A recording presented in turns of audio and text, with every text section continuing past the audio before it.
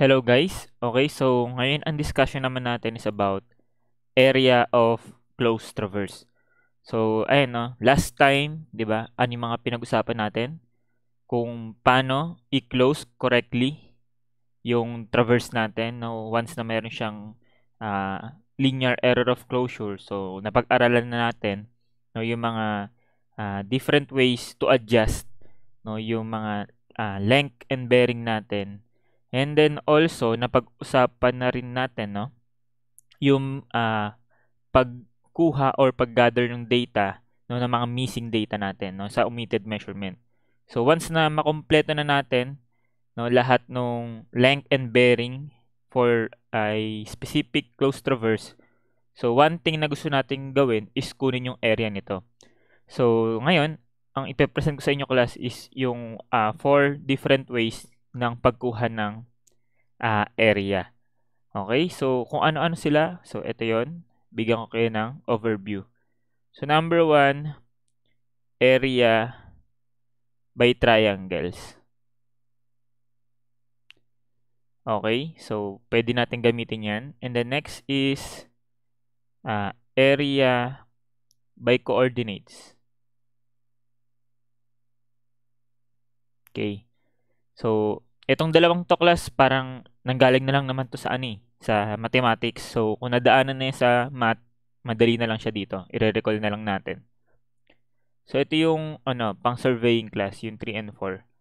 Una yung area by DMD or yung double meridian distance, and then the last one is yung area by DPD, double parallel distance. Okay, so later on dadaanan naman natin lahat 'yan. So isa-isahin muna natin kung ano yung mga formula para sa mga different methods ng pagkuha ng area na 'yan. So number 1 we have area by triangles. So let's say for example, gawa lang tayo ng simpleng triangle dito. So let's say kunwari ganito muna. Okay, so kung ito ang base,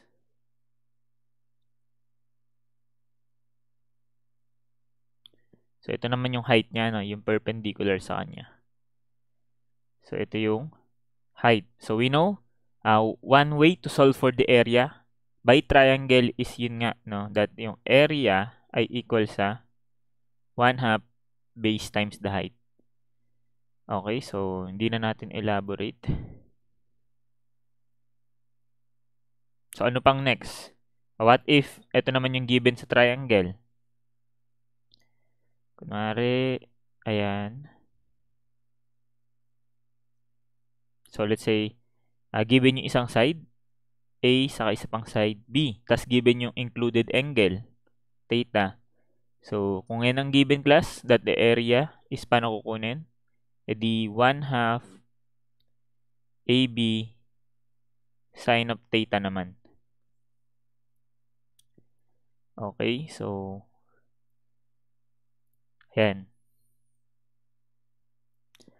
So next, what if naman ang given is yung mga sides niya, yung kompletong sides ng triangle. So let's say ito A, B, C. So ang gagamitin na natin dito pagkuha ng area is what? Yung Heron's formula, no? That yung area ay equal sa square root of S times S minus A, S minus B, and then S minus C.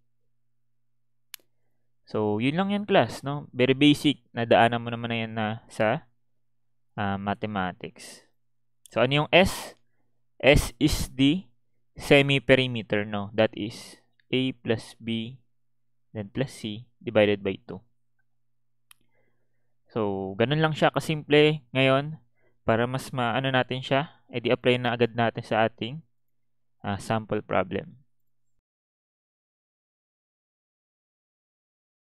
Okay, so ayan, number 94 tayo class. a closed traverse has the following data. So, yun nga lang, nangyari dito, kulang pa siya ng ng isang side, no? So, anong type to ng omitted measurement or anong category? Di ba para siyang omitted measurement are in one side, no? Yung category 1. And then, ayun nga, length and bearing of one side is unknown. So, madali na lang man yan kunin. So, first step, kompletuhin ng data. And then, I think, pwede natin itong i-model ng triangle kasi 3-sided polygon lang naman to. So, try muna natin ng visualize. So, yung AB is meron siyang distance na 86 and then north 50 pa west. So, siguro ganito yan, class. Okay, so let's say ito yung A. So, ito yung magiging B. And then, yung naman, BC, so 105 and then north 80 pais naman siya. So, ano itsura nun, class? Siguro mga almost pa ganito yun. Okay, so ito let's say ito yung ating point C. So, inaasahan ko siguro dapat yung CA is magiging ganito yung direction niya. South papuntang west. Okay, so paano kunin yung yung CA? So, manual na lang natin, class, no? Wait lang, lipat ko to dito. So, manual computation tayo, latitude saka departure. Okay, so kunin natin individual latitude saka departure.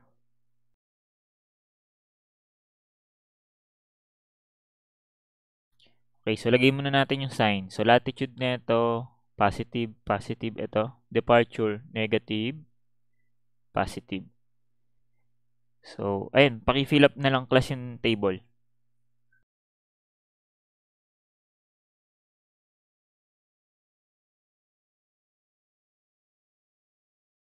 Okay, so ayan, anong gagawin sa sa may missing data? So, alam mo na 'yan.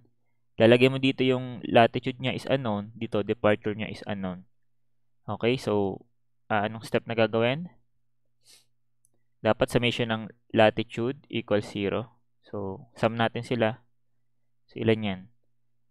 55.18 and then plus 17.371. So, magiging 72.551 and then plus yung latitude, yung missing latitude, so equals 0. So, therefore, yung latitude nung side CA is negative 72.551. So, next, summation naman ng departure equals 0. So, sum natin, negative 66.938 plus 103.807. So, lumalabas, that is 36.869 and then plus yung departure ng missing side, so equals 0. So, therefore, departure equals negative 36.869. Okay, so with that, anong pwede nating mga kunin, class? So, pwede natin kunin yung yung length ng side CA.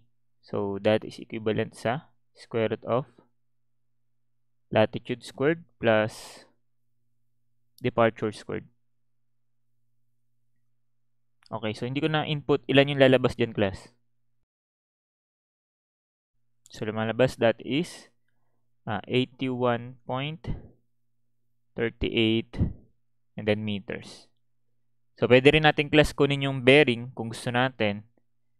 So, bearing, the tangent of beta ay equal sa absolute value ng departure over the latitude. So, ilan yan? So, negative 36.869 over negative 72.551. So, ilan yung bearing? So, that is in degree, minutes, seconds. So, 26 degrees, 56 minutes, and 19.63 seconds. So, anong direction, class? Negative departure, so meaning pa-west.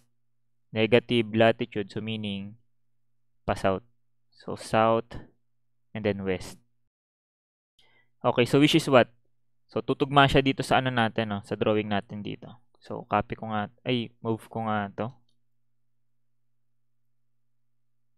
Let's say, ayan, dyan. Okay, no? Tumutugma siya dun sa direction ng CA natin. So, lagay natin yung mga ano. Ano ba yung gusto mong gamiting formula? So, kahit saan naman dito pwede, class eh. Kahit saan dyan pwede. Actually, pwede nga hindi na natin kinuha siguro yung CA eh. Bakit? Tingnan mo, class. Balikan natin tong table. So, ito, AB, 86, no? Lagay ko nga. 86.75. Okay, so wait lang. Okay, so ayan siya, no? And then, meron siyang binigay na ano, bearing na. Ito yun eh. Ito yung binigay sa kanya eh. From north, papuntang west. So, this one is 50.5 degrees, no? Yung 30 minutes, 0.5 degrees yun. So, ibig sabihin, yung angle na to, ayan. So, equal lang din yan sa ano, 50.5 degrees. Tama? So, next.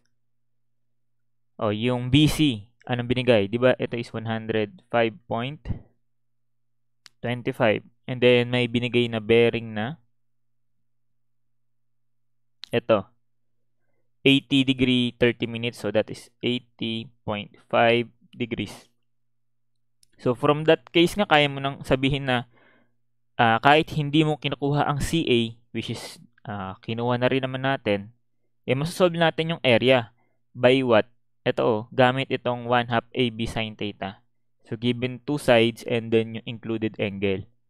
So, ayun kasi, binigay yung dalawang side, yung included angle is solvable naman. Itong nasa gitna. Yung theta dito. So, sige nga, try natin yun gamitin. Using the figure, theta equals what? 180 minus yung 50.5 minus yung 80.5. So, that is equivalent sa ilan? So, 49 degrees. So, ayan. Using that theta, okay, that area is equal sa 1/2 AB sine of the included angle. So, magiging 1/2 86.75 105.25 and then sine of 49 degrees. So, yan. No? So, sobrang easy lang pala. That pala, ganito na lang ginawa natin. No? So, ilan lalabas yan? So, lalabas is 3, 4, 5.41 square meters. Okay? So, correct. Letter D. Okay? So, para saan to? Para sa yung ginawa natin na to. So, pwede kasi natin gamitin yung yung third formula na pagkuha ng area ng triangle, no? Yung Heron's formula. So, ito. So, try na lang din natin kasi pinersend ko na rin eh. So, try na lang din natin. So, copy natin ito. Okay, so yung gagamitin natin yung mga sides, no? So, nakuha natin yung side CA as 81.38. Check lang natin kung tama yung nakuha natin. So, this one is 81.38. Okay, so tawagin natin tong solution 1. So, solution 2 tayo, Heron's formula. So, area equals square root of S minus A, S minus B, S minus C. So, kunin muna natin yung semi-perimeter S. That is what? Yung A plus B plus C divided by 2. So, lagay natin.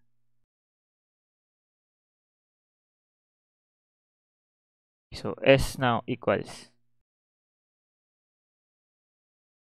So, 136.69. Okay, so with that,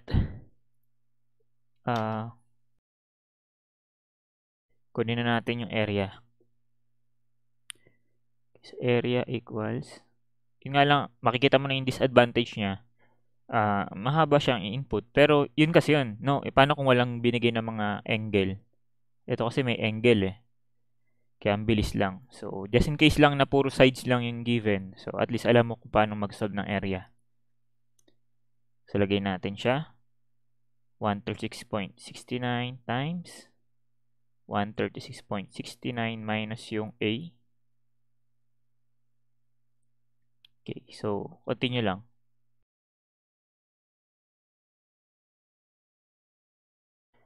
Okay, so ayan. So ilan yung area nga, class? Check natin kung the same.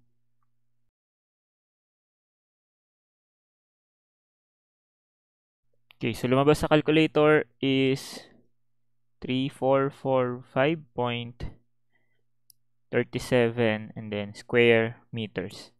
So makikita mo na yung sagot natin is what? Ayan, almost the same na lang yan dito. No, ang pinagkaiba na lang yan is yung due to the rounding off. So kaya medyo may konti lang. Pero ayun, acceptable naman na yan. So therefore the answer is letter D. Okay, so gets ba yun, class? Okay, so next problem.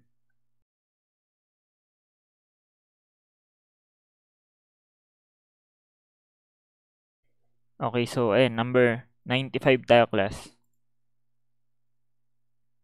So sabi dyan, to determine the area of a triangular lot ABC, an engineer set up a theodolite at a point inside the triangular lot and observes the distances and bearing of the corners ABC. So, na-imagine mo ba yung ginawa niya, class? Saan daw siya nag-set up? Inside doon sa triangular lot ABC. So, let's say, ito yung point na yon. So, dito siya nag-set up ng instrument. Okay. So, sa point na yan, sinilip niya daw yung mga corners, yung ABC. So, nung sinilip niya yung A, okay, itong A. So, ang distance na yon is 42 and then yung bearing is north 40 degrees 10 minutes west. So, ganito yung mangyayari nun, no? So, nung sinilip niya yung A, mga paganito yung, class. So, ito pala yung point A. Okay, and then ito yung kanyang nakuhang bearing. 40 degrees 10 minutes. Nakuha ba, class? So, next, sisilipin niya yung point B. So, that ang distance ng instrument to point B is 54.67 and then yung direction is north 69, 55 pa east. So, pag ganito naman yung, class. So, let's say, ayan. Ito yung magiging point B. So, ang nakuha niya daw na bearing is pag ganito naman. This one is 69, 55. Okay? So, next, yung point C sinilip niya, that is 40.18 and then yung direction is due south. So, mga paganito yung, class. So, ito yung point C. Okay, nakuha ba? So, lagay nga natin yung mga, distances. So, ito, 42.55, 54.67, and then, ito is 40.18. So, ibig sabihin, class, nasan yung triangular lot niya? Ito yung lote niya, class. Okay, so ang tawag sa traversing naman na to is radial traversing. So parang nangyari isang setup lang ng instrument, no, inside dun sa lote niya. So na-imagine mo ba? Ito yung lot niya. Tapos nag-setup siya ng instrument somewhere inside that lot and then sinilip niya na lang yung mga corners. Okay? So, ano nang naiisip mong pagkuha ng area niyan, class? Di doon na lang tayo sa madali, no? Kasi may mga given naman na mga angle. Okay? So, pwede natin gamitin yung yung 1/2 AB sin theta. So, may makikita ka dyan, class, na tatlong triangle. So, ito, triangle 1, triangle 2, okay, triangle 3. So, for triangle 1, ito yung included angle, theta 1. Tama ba? So, for triangle 2, ito. Okay, so for triangle 3, ito naman yung included angle. No? So, with that, kaya na nating isolve yan, class. So, that the total area, lagyan natin A sub t equals sa area ng triangle 1, area ng triangle 2, saka triangle 3. Okay, so, isa-isayin natin. Sulat. Okay, so that yung area 1 is equal yan sa 1/2 yung mga adjacent sides. So that is yung 42.55 and then 54.67, no? For area 1. And then sine nung theta 1. So paano class kunin yung theta 1 sa figure? Ito. O, alam mo na yan. That is what? 40 degrees 10 minutes plus 69 degrees 55 minutes. Okay? And then plus na area to naman. So that is 1/2. Ano naman yung mga sides doon? Yung 54.67 and then yung 40.18 and then sine of paano class kunin tong theta 2? Paano kunin yan? So, di ba, ito is to? 180, di ba yung vertical na yan? So, that, ibig sabihin, yung theta 2 equals sa 180 na minus itong 69 degree 55 minutes. Tama ba? Sana nagigets mo, class, no? So, hindi ko na siya elaborate. So, this one is magiging 180 then minus 69 degrees 55 minutes day. Then plus area nung triangle 3. So, that is 1/2. So, ito naman yun, class.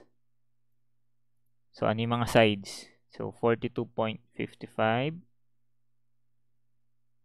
okay, times 40.18. And then, sine of what? Ano yung theta 3? Paano kunin to? O, di ano naman yan? 180 minus etong 40 degree 10 minutes. No? So, 180 40 degrees 10 minutes. Okay, so, ayun lang. O, therefore, ilan nakalas yung total area? So, simple lang, no? So, ilan yan?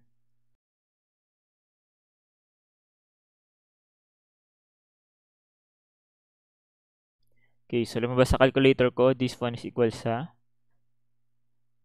2675 and then 0.29 square meters. Okay, which is nasa choices, that is letter A. So, correct.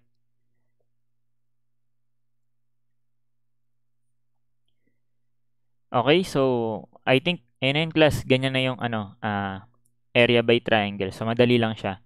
So, next, proceed tayo sa discussion naman ng next type or next method ng pagkuha ng area, which is etong area by coordinates. So, paano naman ginagamit yung area by coordinates? So, and discuss natin. Okay, so, ganito. So, let's say for example, gawa lang tayo ng any shape ng closed traverse natin.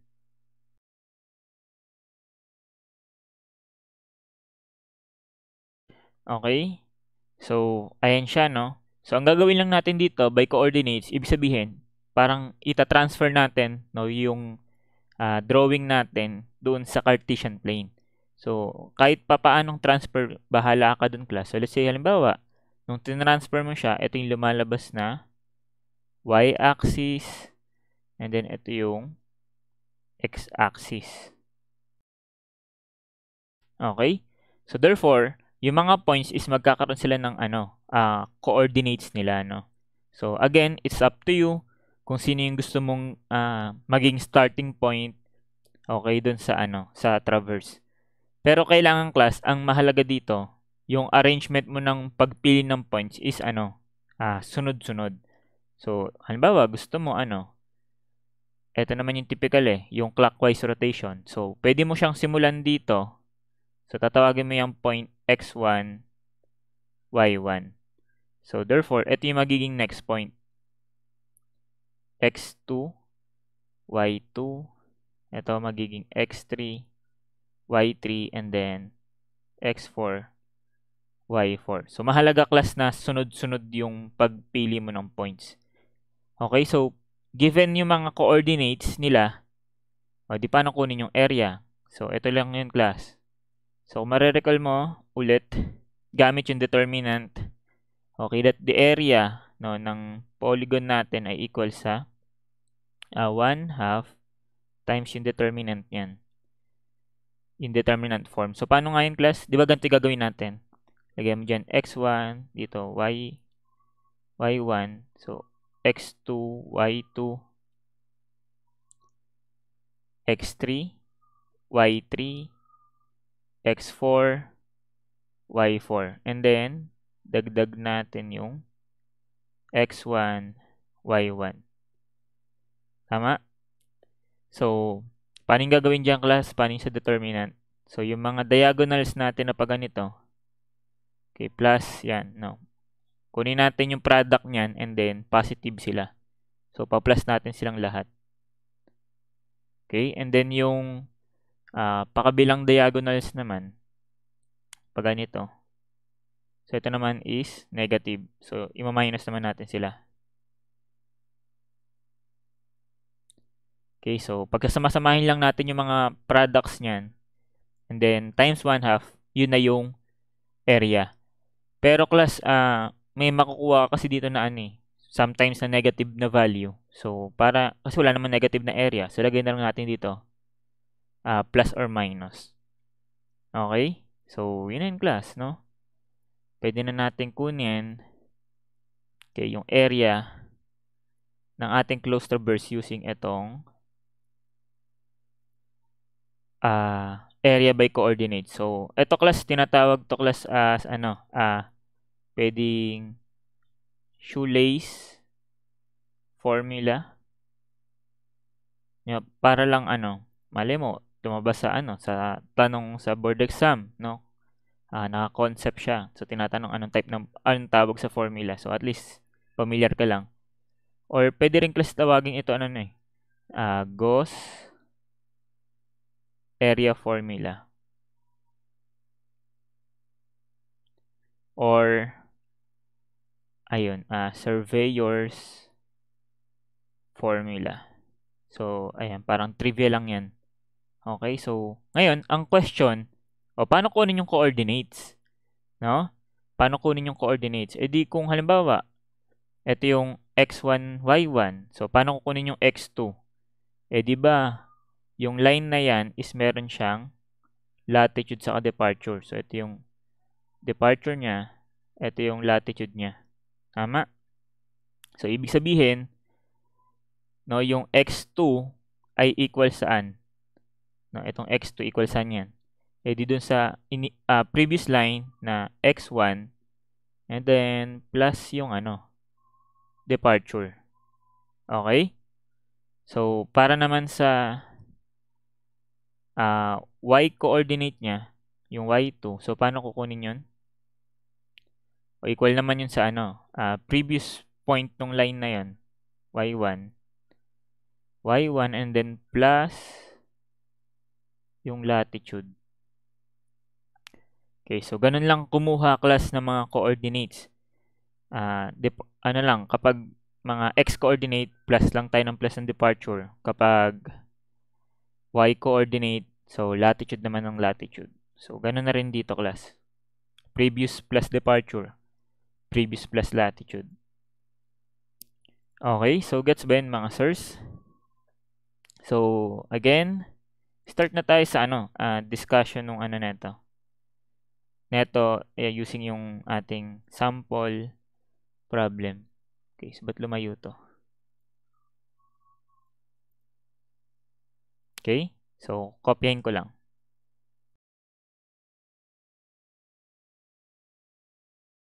Okay, so ayan. So sabi sa number 96, a closed traverse has the following data. So, kompleto naman yung data nila, length and bearing. So, four-sided polygon. So, find the area of the traverse. Ngayon, class, pwede mong itanong, sir, ano po ba yung gagamitin na method na pagkuha ng area? Area by triangle? Paano malalaman, class, na kung anong method ng pagkuha ng area yung gagamitin? Actually, kahit class, pwede. Ang mangyari na lang dyan, kung ano yung mas convenient, edi yun yung gamitin mo. So, halimbawa nga, katulad nito. Ito, sobrang convenient gamitin nung area by triangle na 1/2 AB sin theta. So, yun yung gamitin mo. Pero class, pwede mo rin naman itong isolve using yung by coordinates. Pero hindi ko napapakita. So, katulad nito, di ba? Dalawang solution pinakita natin. Pero nakita mo na mas convenient itong una. So, depende na yung class kung saan ka praktisado at yung feeling mong convenient na gamitin. So, dito, wala rin namang sinabi na na area by coordinate lang. Pwede mo rin itong solve ng area by triangle. Pero dahil nagawa na natin yun before, so practicein naman natin yung area by coordinate. So, first step is what? Kunin ang latitude sa departure. Okay. So, sige class, pakuha nga ng latitude sa departure nila.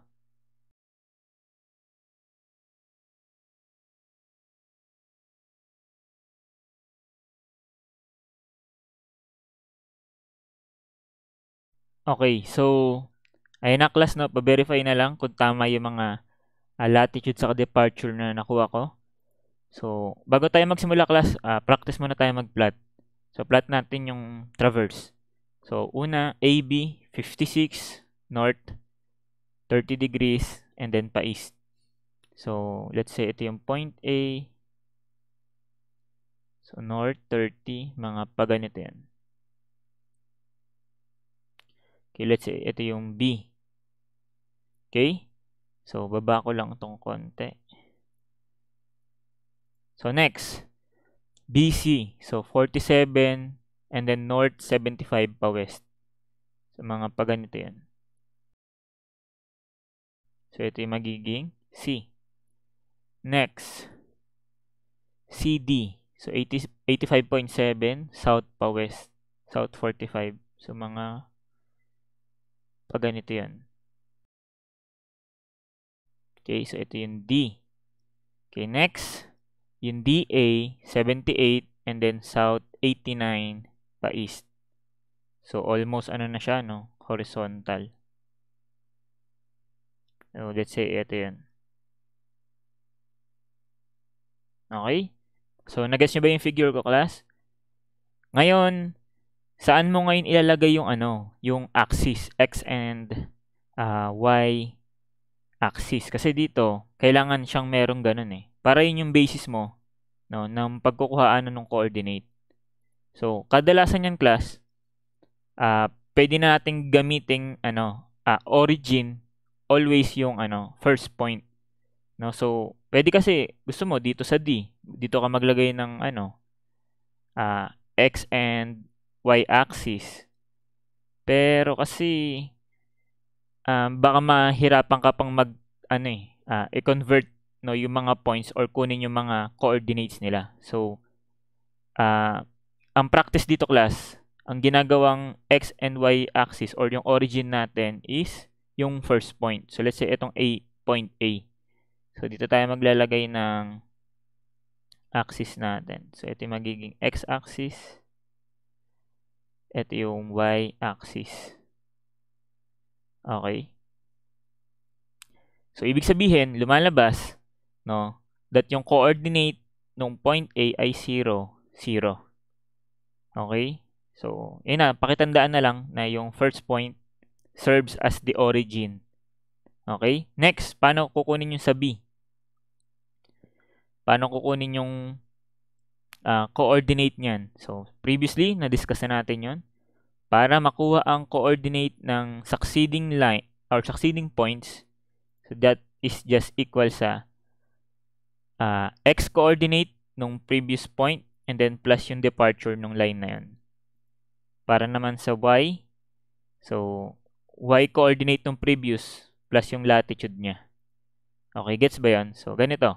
Let's say, add tayo dito class ng column for x and for y.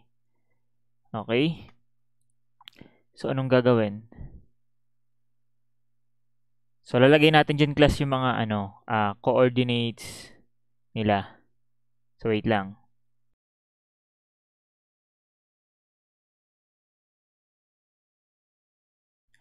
Okay, so,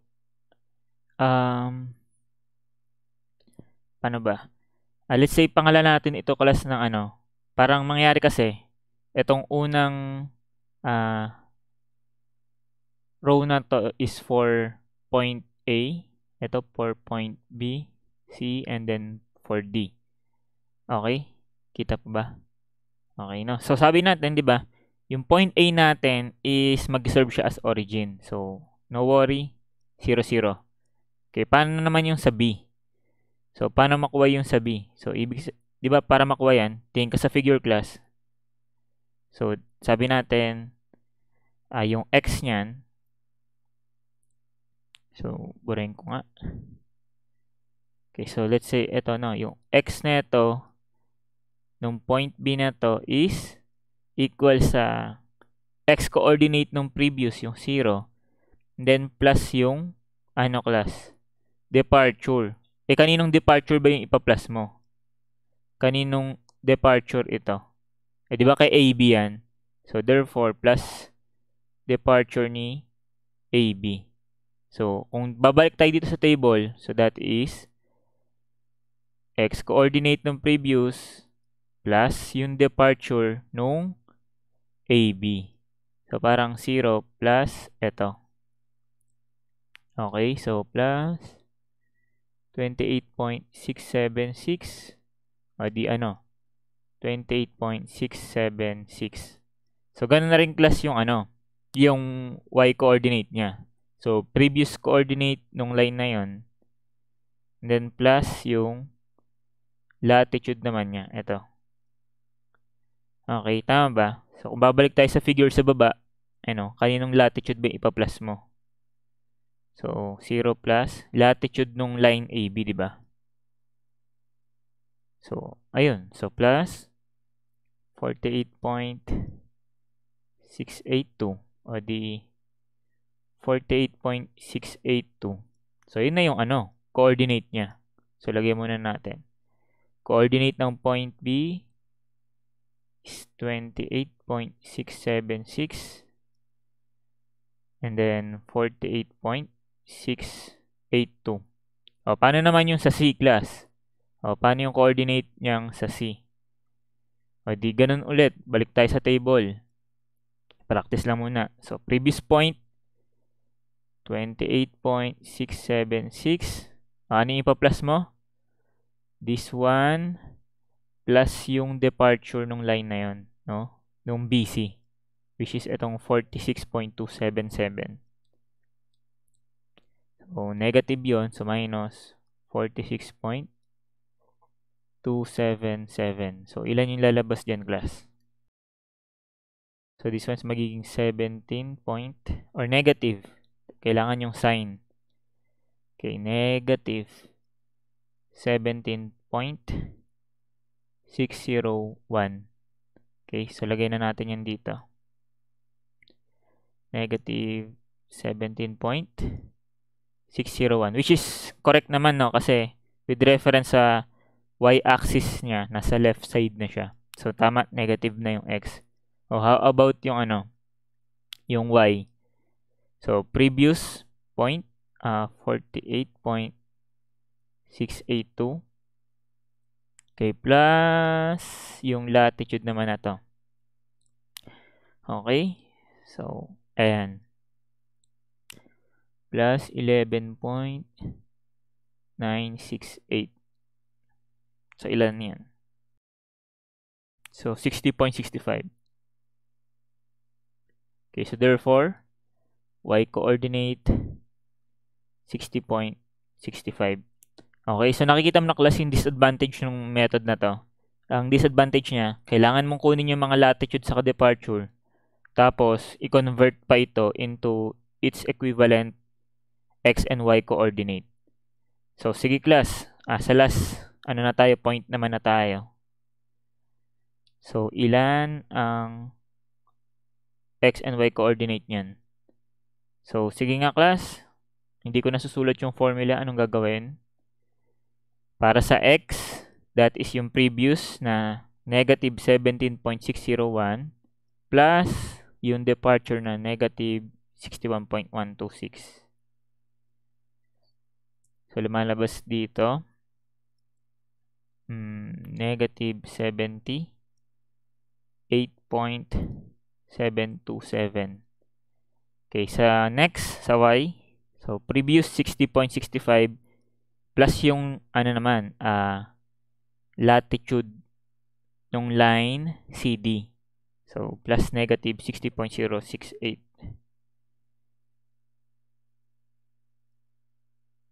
So, that is 0.582.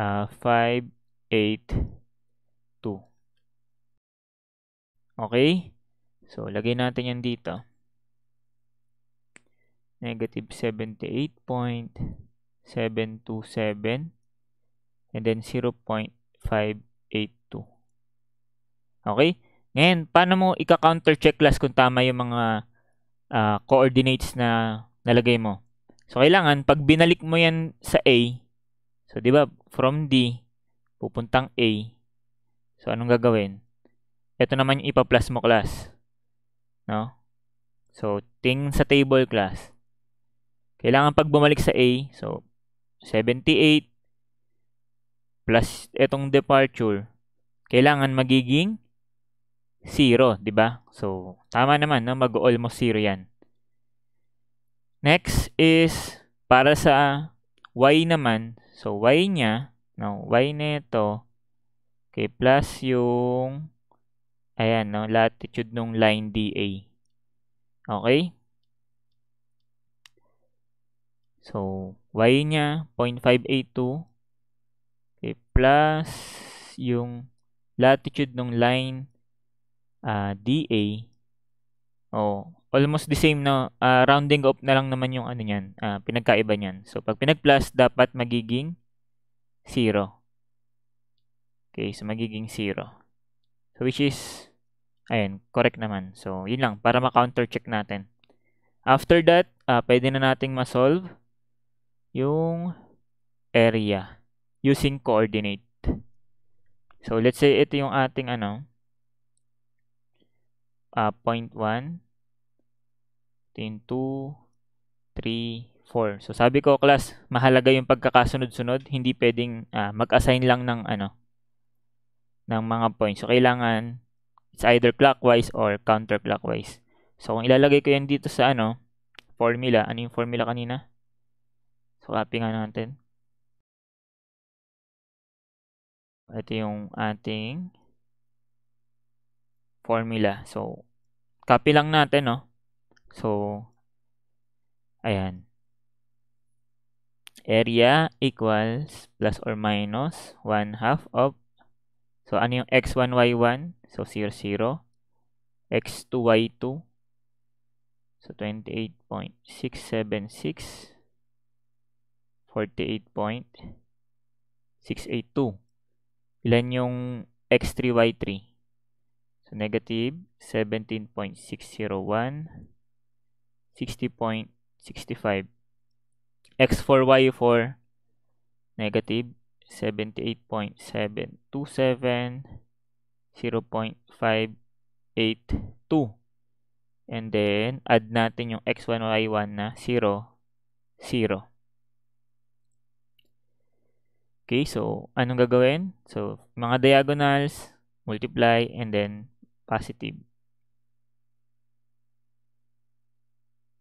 Okay, and then yung isa pang diagonal, multiply, negative.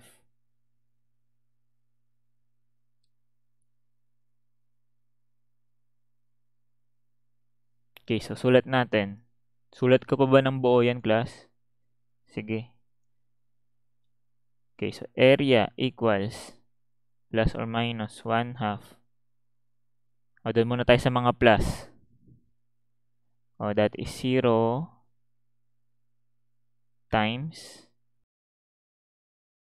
48.682. Okay, plus 28.676 times 60.65. Okay, plus negative 17.601, then times 0.582, then plus negative 78.727 times 0. Ayun yung mga plus. And then, doon naman tayo sa mga minus. So, minus 0 times 28.7 or 28.676 minus 48.682 negative 17.601 minus 60.65 times negative 78.727 and then minus 0.582 and then times 0. Nakuha ba? Okay, so ayan, pa-input nga sa calculator ilan ang ibibigay sa ating area ng ating closed traverse. So, eliminate na natin to, class. Ito magsi-0, ito 0, ito 0, ito 0. So, sige.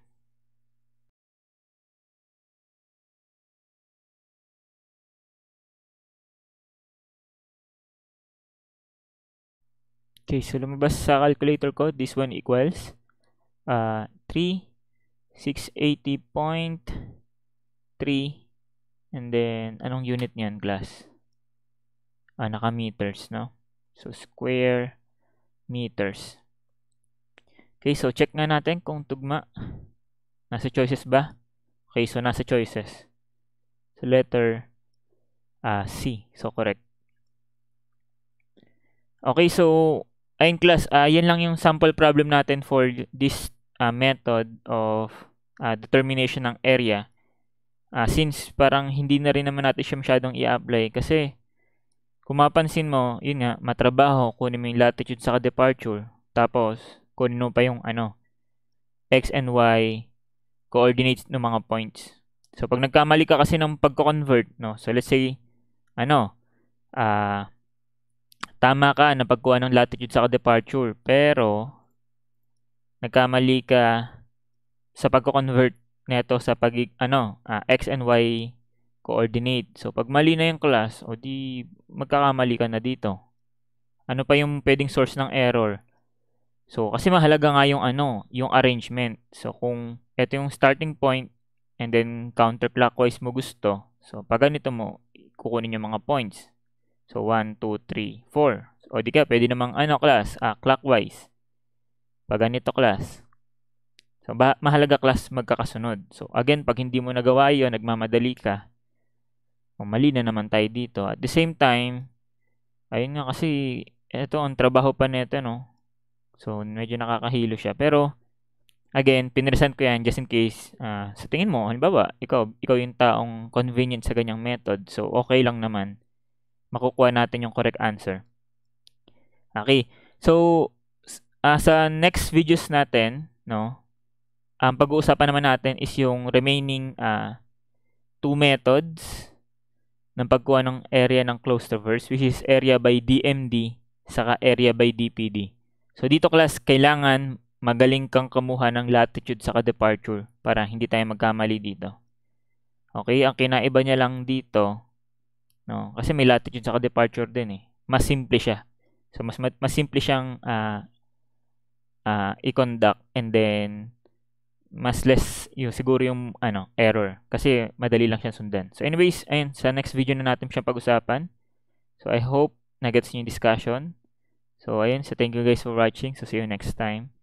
God bless.